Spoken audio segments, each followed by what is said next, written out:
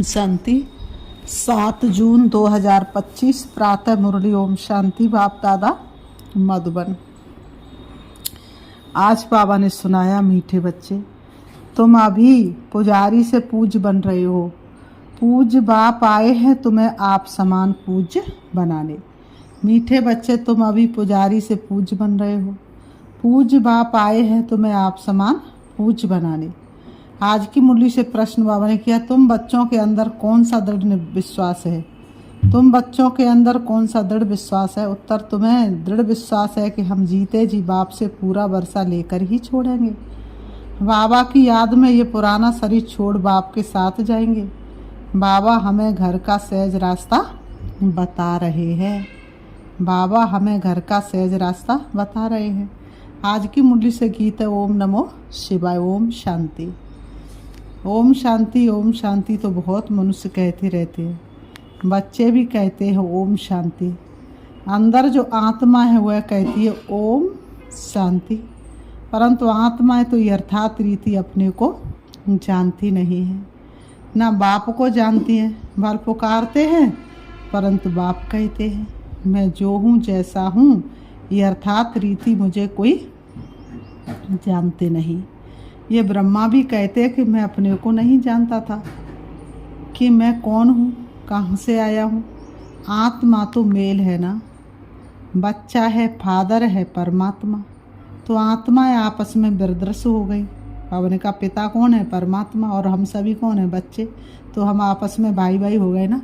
फिर शरीर में आने कारण कोई मेल, फिर शरीर में आने कारण कोई को मेल, कोई को फीमेल कहते, परंतु यथार्थ आत्मा क्या है ये कोई भी मनुष्य मात्र नहीं जानते।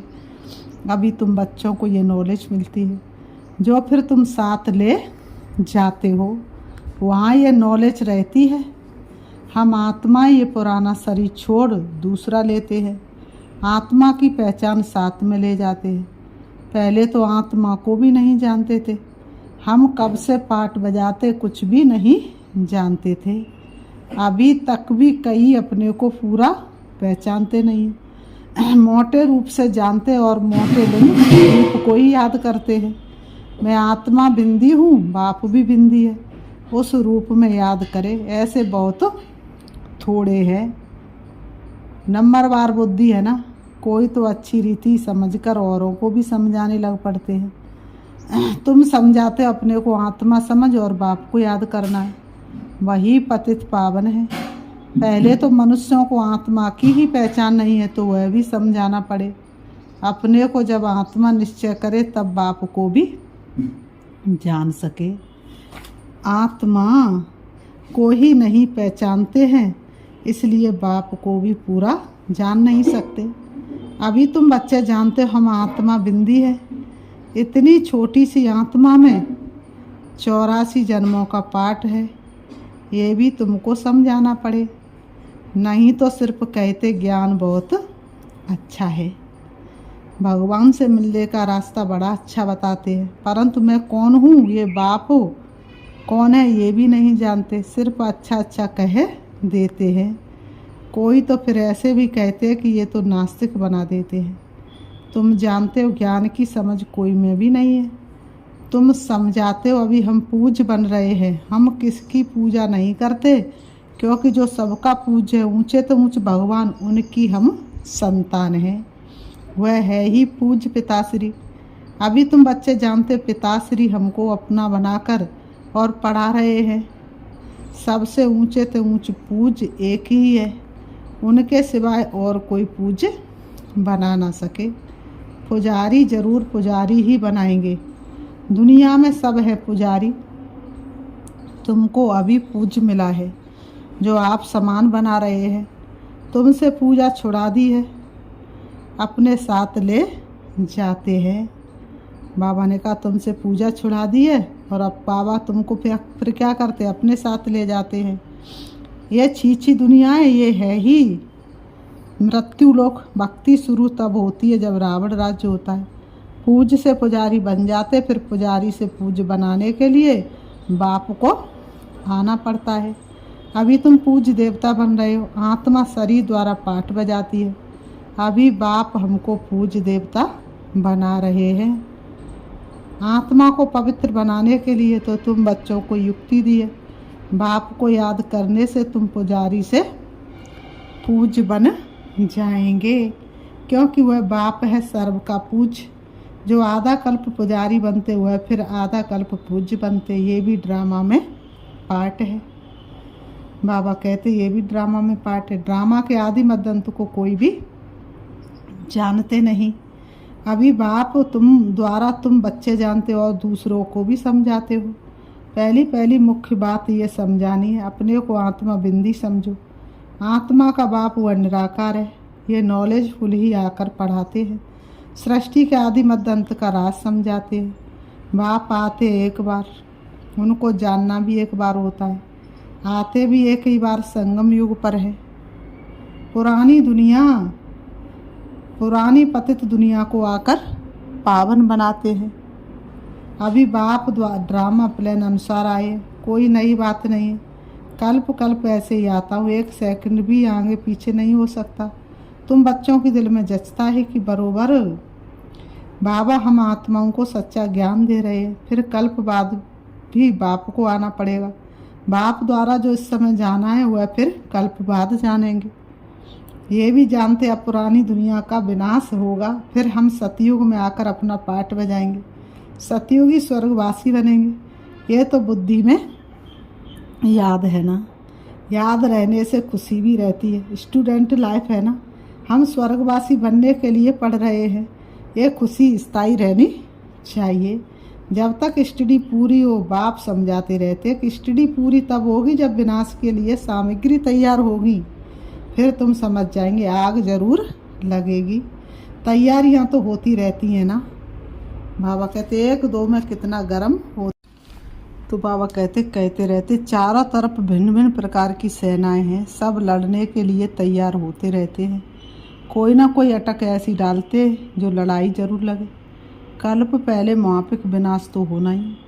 तुम बच्चे देखेंगे, आगे भी बच्चों ने देखा है कि एक चिनगारी से कितनी लड़ाई लगी थी। 1-2 को डराते रहते हैं कि ऐसा करो नहीं तो हमें ये बॉम्ब से हाथ उठाने पड़ेंगे। मौत सामने आ जाता है तो फिर बनाने के सिवाय रह नहीं सकते। आगे भी लड़ाई लगी थी तो बॉम्ब से लगा दिए। भाभी थी ना, बाबा ने कहा भाभी थी ना, अभी तो हजारों बॉम्ब्स है। अभी तो देखो गिनती नहीं, हजारों बॉम्ब्स है। बाबा कहते हैं तुम बच्चों को ये ज़रूर समझाना है कि अभी बाप आया हुआ है, सबको वापस ले जाने। सब पुकार रहे हैं, हे पतित पावन आओ। सब क्या कर रहे हैं? बाप को पुकार रहे हैं कि हे पतित पावन आओ और हमें वापस ले चलो। इस पतित दुनिया में हमारा रहने का मन नहीं करता है।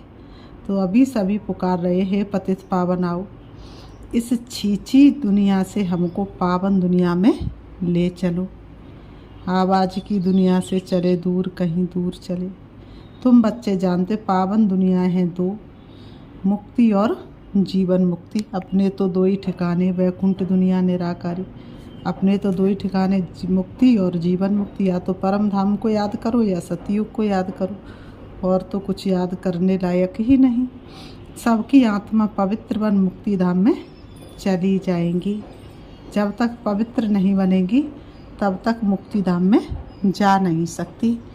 तो बाबा कहते ये दुख धाम विनाश हो जाएगा, जिसको मृत्यु लोक कहा जाता है। पहले अमर लोक था, फिर चक्र लगाए अब मृत्यु लोक में आए हो। फिर अमर लोक की स्थापना होती है, वहाँ अकाल मृत्यु होती नहीं, इसलिए उनको अमर लोक कहा जाता है। यहाँ तो घड़ी घड़ी मौत है। शास्त्रों में भी भला अक्षर है, परंतु यथार्थ रीति कोई भी समझते नहीं है। ये भी तुम जानते हो अब बाबा आया हुआ है, मृत्यु लोक का विनाश जरूर होना है। ये 100% सर्टेन है। बाप समझा रहे हैं कि अपनी आत्मा को योग बल से पवित्र बनाओ।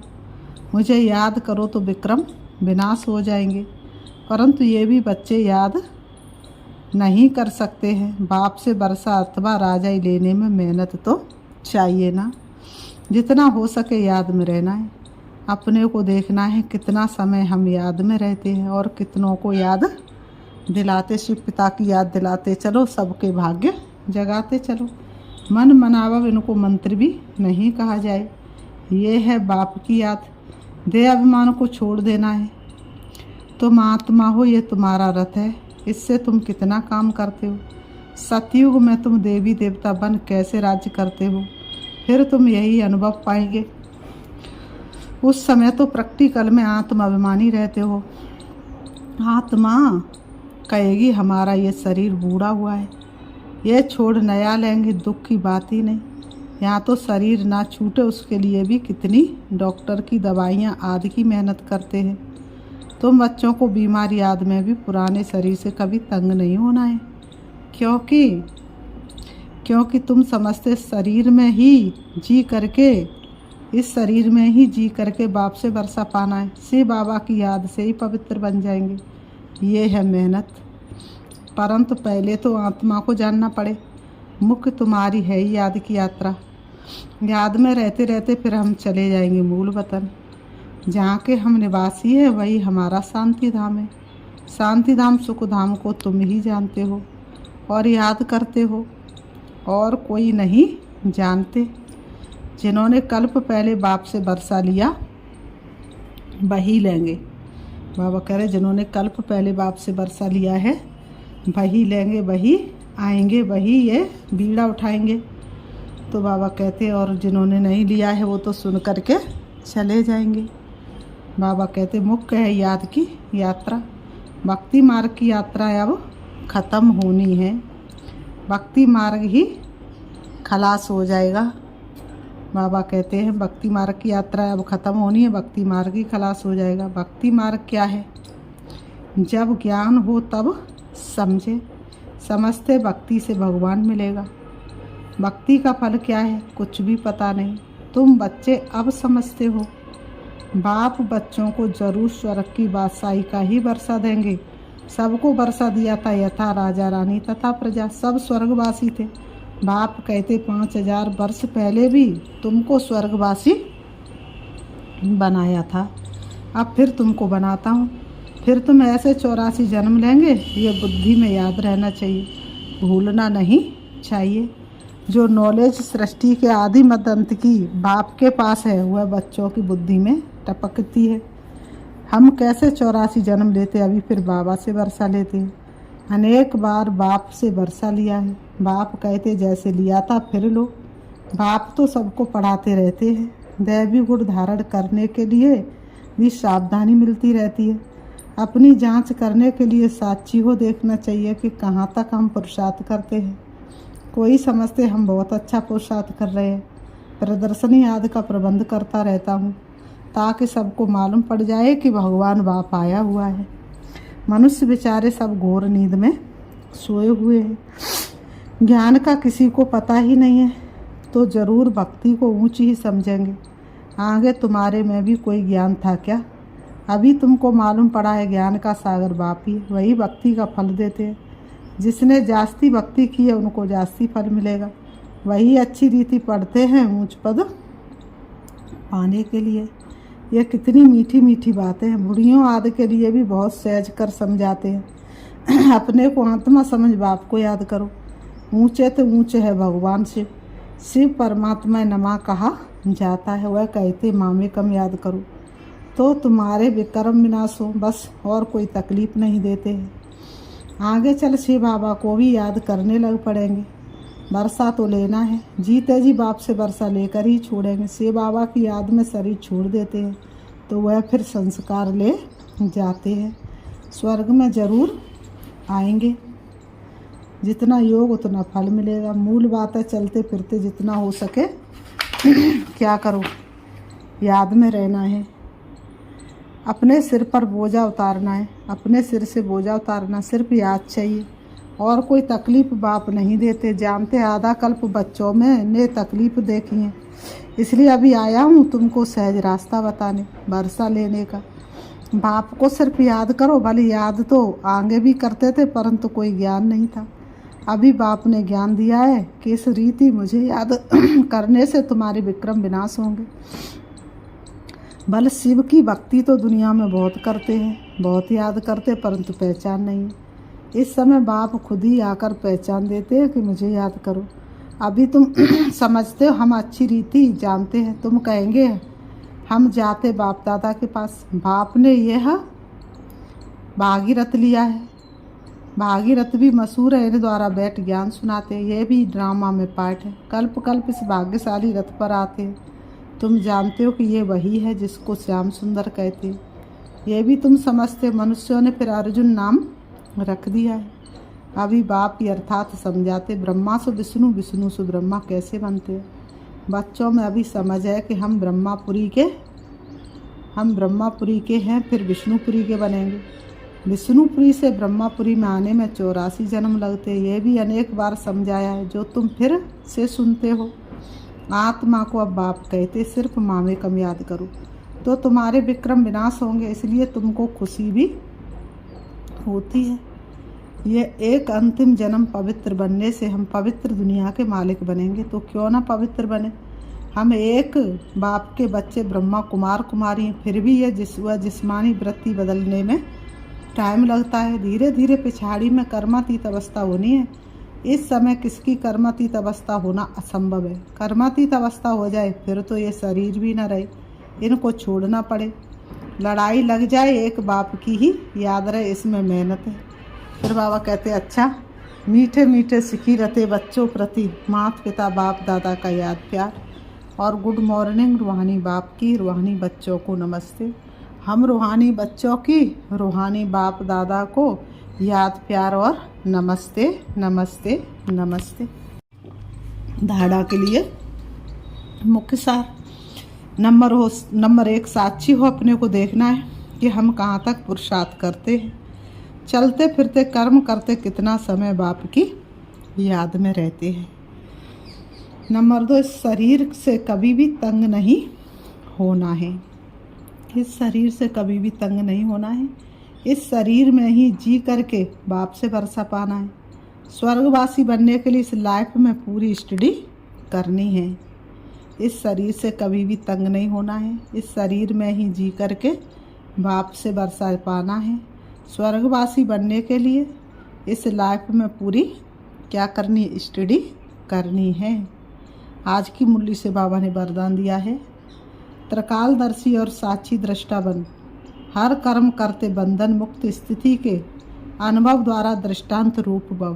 त्रिकालदर्शी और साक्षी दृष्टा बन। हर कर्म करते बंधन मुक्त स्थिति के अनुभव द्वारा दृष्टांत रूप भव। स्पष्टीकरण, यदि त्रिकालदर्शी स्टेज पर स्थित हो, कर्म के आदि मध्य अंत को जानकर कर्म करते हो तो कोई भी कर्म विकर्म नहीं हो सकता, सदा सुकर्म होगा। ऐसे ही साक्षी दृष्टा बन। कर्म करने से कोई भी कर्म के बंधन में कर्म बंधनी आत्मा नहीं बनेंगे। कर्म का फल श्रेष्ठ होने के कारण कर्म संबंध में आएंगे, बंधन में नहीं।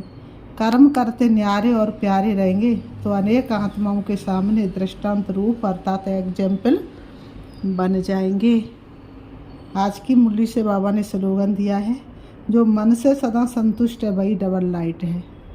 जो मन से सदा संतुष्ट है वही डबल लाइट है। अव्यक्त सारे आत्मिक स्थिति में रहने का अभ्यास करो, अंतर्मुखी बनो। आत्मिक स्थिति में रहने का अभ्यास करो, अंतर्मुखी बनो। कोई भी समर्थ संकल्प आत्मिक शक्ति अर्थात एनर्जी जमा करता है, समय भी सफल करता है। व्यर्थ संकल्प एनर्जी और समय को व्यर्थ गवाता है। इसलिए आप व्यर्थ संकल्प की रचना बंद करो। यह रचना ही आत्मा रचता को परेशान करने वाली है।